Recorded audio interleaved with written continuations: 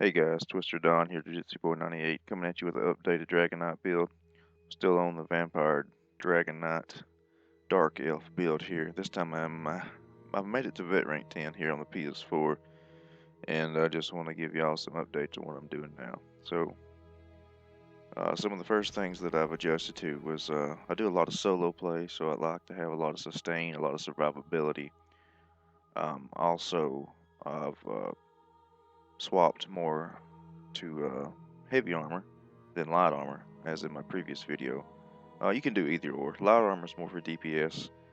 If you want to get into, you have some more spell penetration or even some more magic regeneration, which I don't really have a problem with that. Running heavy armor with the equipment that I have, I'm actually eating. I'm taking the max health, max stamina food, the dual stat food here.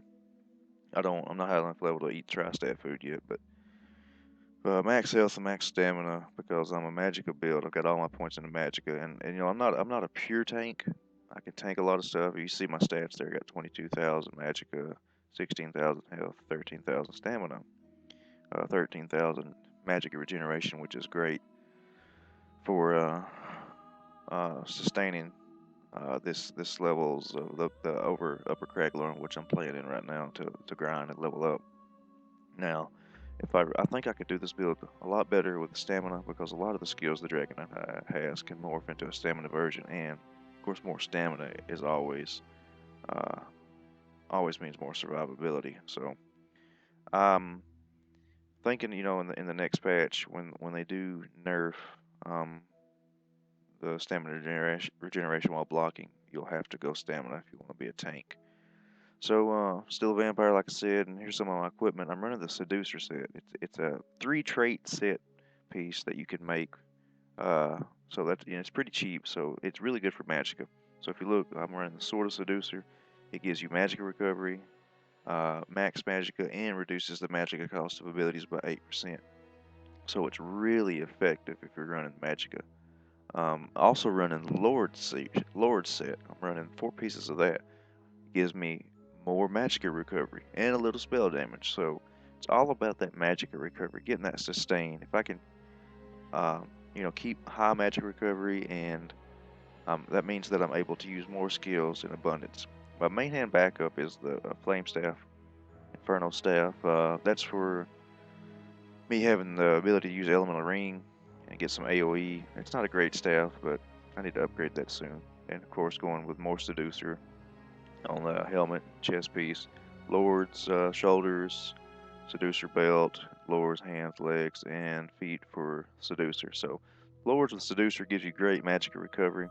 Got a purple necklace on here, nothing special, no set items, just a lot of max Magicka and reduced cost of Magicka, which is always handy. And then my 2 rings, I'm actually running on my 2 rings the Searbane set, which gives more Magicka recovery. So you see what I'm focusing on here is a lot of magic recovery, a lot of reduced cost of spells, and max Magicka. This allows me to sustain better and keep more Magicka up, which allows me to do more damage and just be a more effective of a Magicka build, since that's what I am. Now, if I was stamina, I might want to go with more stamina recovery and so forth and so on. So pretty good equipment. Like I said, you can get that stuff. You can get the equipment pretty early on. All you got to do is have 3 traits researched for Seducer. It's really good. I'm thinking that it's in-game stuff. I mean, I'm sure there's some stuff that's better, but it's definitely that 8% lower cost on Magicka spells is effective. Now, jumping into skills, bar 1, Sword and Shield bar, Flame Lash, of course. It's my main DPS when I'm holding my Sword and Shield. Plus, it procs the Self Heal, which I get a lot of self heal procs, being that the target has to be stunned uh, to proc that self heal. But the best, I'm always keeping people stunned because I'm always using Burning Talents. Burning Talents makes people, it snares them, so they have to dodge roll out, or enemies have to do the same as well, and that procs the self heal. So that and CC, anytime you CC somebody, which is like you use Fossilize, you can use Obsidian Shard, Shield Bash or Shield Charge.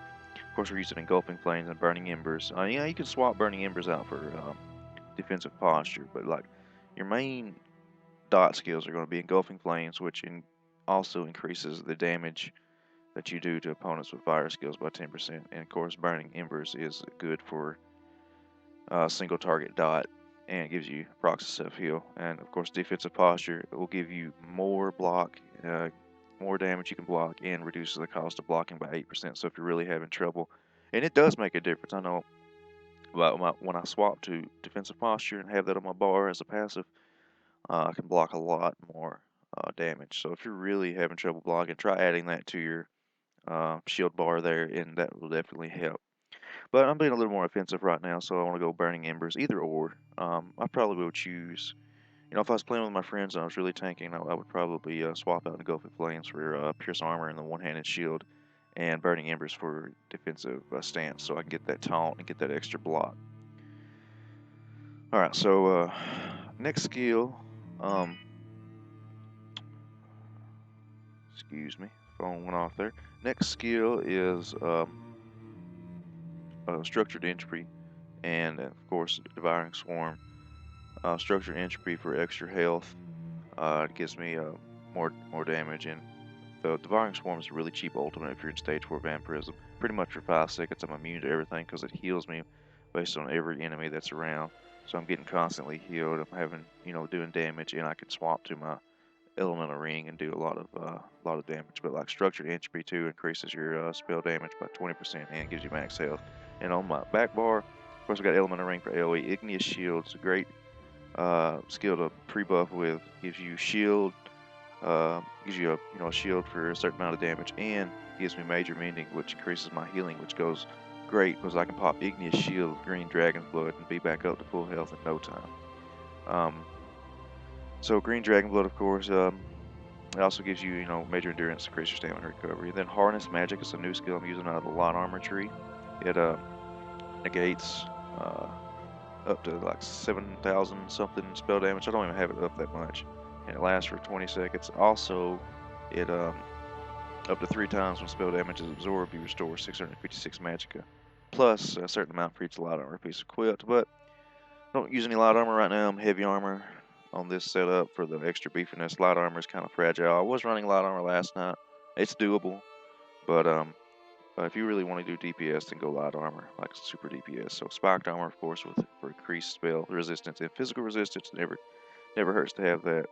And of course, Devouring Swarm. Now you can swap Devouring Swarm out here for Dragon Knight Standard and Shifting Standard, which I would do normally, but I respec recently, and I have been messing with my points, and so my points are kind of messed up. But yeah, I would definitely go with Shifting Standard, Dragon Knight Standard on the back bar there with the staff.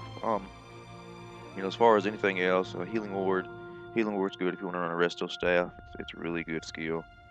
It gives you a huge damage shield and heals you when its shield is over. Elusive Mist is good for PvP, but we're talking about PvE here, so this setup can be used for PvP. You could just swap out Engulfing Flames for Shield Bash or Fossilize, and uh, you can really be a tankish setup. You can check out my other video where I did some PvP here a few videos back, and check out how this build does in PvP. So you can actually, the bat bar, if you don't want to use Destro Staff for AoE, that's the main reason I use it. If you want to go full tank, you can actually do double sword board or whatever. Champion points, nothing too complicated here. We've got Magic Recovery, Elemental Expert, because we mainly do fire damage, and going with block expertise. So block expertise over on the Steed, I think is what it is. Yeah, because you need extra blocking skills, I guess you would say. So let me show you a little bit of how this build works, guys. So every time I go into a battle, I start off with all my buffs: Igneous Shields, Harness Magicka, Spiked Armor, Green Dragon's Blood, or any kind of buff you want to use. And my goal is to, if I'm playing solo, my goal is to get to where the casters and the archers are. Because if I can get to where the casters and the archers are, the guys that are melee will follow me, and that way I'll have them all grouped. If I focus on the melee, the casters, the archers will not follow. They'll sit back and cast. So when I start my AoE, I'm going to be not hitting everybody at once, not maximizing my DPS potential. So I'll try my best to go in and roll to whoever the casters are and identify them quickly. Then I'll use devouring bats. I'll tank until devouring bats is up. Like I said earlier, when devouring bats is up, I'm pretty much immune for 5 seconds. Then I'll start spamming elemental ring. Um, I don't spam elemental ring just off the bat because my stamina will deplete. You can't block as good with a staff as you can a shield. So check this out. So we want to talons them. Go ahead and use bats. Swap to the elemental ring, and then just burn them down from there.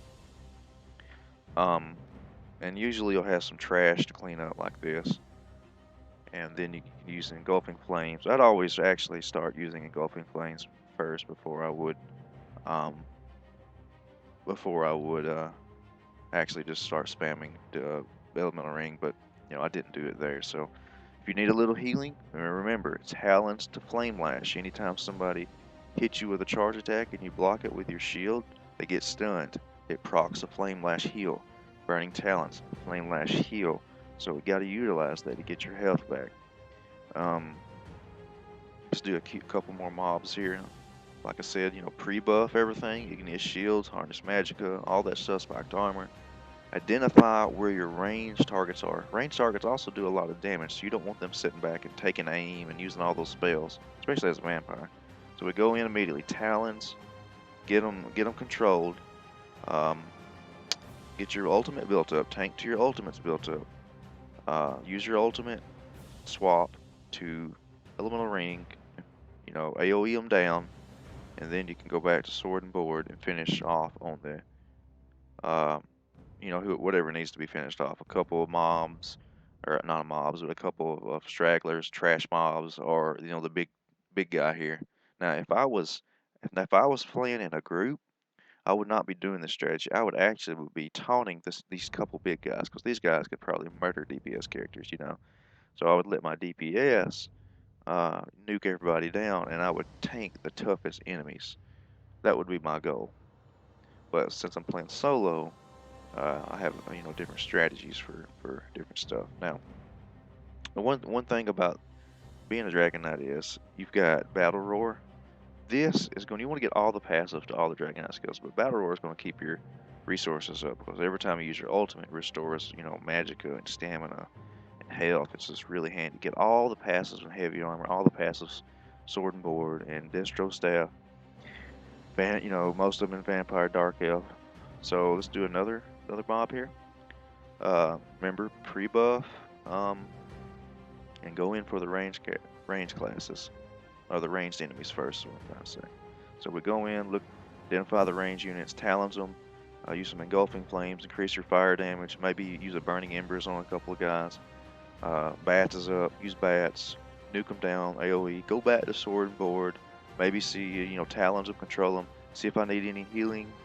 Flame lash for healing, engulfing flames, more fire damage, burning embers. It's just a rotation. Just gotta get your dexterity down on your controller. You just gotta rotate your skills out. So, anyways, what do you think about this build, guys? I think it's pretty cool. It's good for PvP. It's not the best, I would say, because really as a Dragon Knight for PvP, you don't have a lot of escapability, but you can still solo. Uh, you know, some people. So it's still fun to play, and it's still effective. Check out my PvP video if you want to see me doing that few videos back.